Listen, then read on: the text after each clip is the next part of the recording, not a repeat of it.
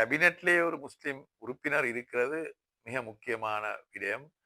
அப்படி இல்லாவிட்டால் எதிர்காலத்தில் அரசாங்கம் எடுக்கக்கூடிய முடிவுகள் பற்றி அந்த அரசாங்கத்தில் இருக்கக்கூடிய முஸ்லிம் உறுப்பினர்கள் அறிந்து கொள்றதுக்கு ஒரு வாய்ப்பு ஒன்று இல்லாமல் போகும்.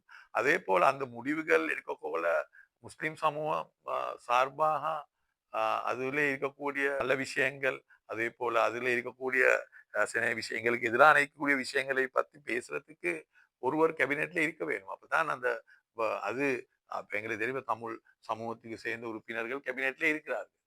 அவர்கள் இருக்கிறார்கள். அதனால தமிழ் சமூகத்தை பற்றி என்ன பிரச்சனைகளும் கேபினெட்லேயே பேச போகல அவர்கள் அந்த கருத்தை தெரிவிப்பார்கள். அதனால தான் நான் நினைக்கிறேன் முஸ்லிம் சமூகத்தையும் சார்பாக ஒருவர் ஒரு பிரதிநிதி கேபினெட்ல இருக்க வேண்டும். இந்த ஜிட்டால இருக்கக்கூடிய கன்சலேட். எனவே இப்ப அதுல முஸ்லிம் அல்லாவர் ஒருத்தரை நியமிச்ச மூலமாக நான் நினைக்கிறேன் நிச்சயமாக எதிர்காலத்துல இந்த ஹஜ்ஜாஜிகள் உடைய விஷயத்திலே வைத்து பல பிரச்சனைகள் வரக்கூடிய வாய்ப்பு இருக்கிறது. இதுக்குத்தான் கேபினெட்லே ஒரு முஸ்லிம் அமைச்சர் இருக்க வேணும் என்று தொடர்ந்து நாங்கள் சொன்னது. அப்ப முஸ்லிம் அமைச்சருடைய ஒருவர் அந்த கேபினெட்ல இருந்தால் இப்ப இந்த நியமனம் சம்பந்தமா இது நிச்சயமா கேபினெட்டுக்கு பேசியிருக்க வேணும். அதிலே வச்சு அவருக்கு இதை பற்றி கருத்து தெரிவிக்கக்கூடிய வாய்ப்பு கிடைத்திருக்கும்.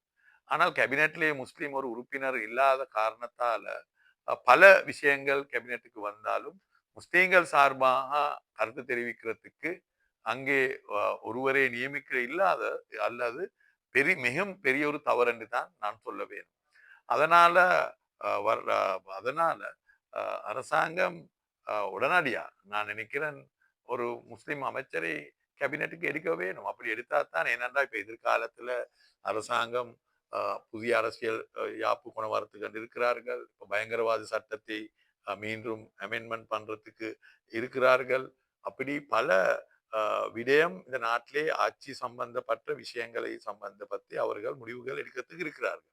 இனி அதனால அந்த நேரத்துல ஒரு முஸ்லிம் சமூகத்துக்கு சார்பாக அதிலே நடக்கக்கூடிய விஷயங்கள் முஸ்லிம் சமூகத்துக்கு இருக்கக்கூடிய நலவு அதே போல இடைஞ்சல்கள் அதை பத்தி தெளிவுபடுத்துறதுக்கு நிச்சயமா ஒருவர் இருக்க வேணும். இனி எனக்கு தெரியாது இந்த அரசாங்கத்துக்கு நான் நினைக்கிறேன் 8, 9 முஸ்லிம் உறுப்பினர்கள் இருக்கிறார்கள்.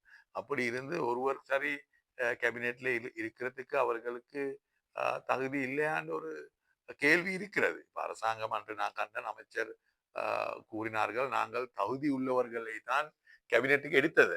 அப்ப அவர்களுடைய விருப்பப்படி தேர்தலில் போட்டி போட்டு மக்கள் வாக்களித்து பாராளுமன்றத்துக்கு வந்த அந்த முஸ்லிம் உறுப்பினர்களுக்கு தகுதி இல்லையா?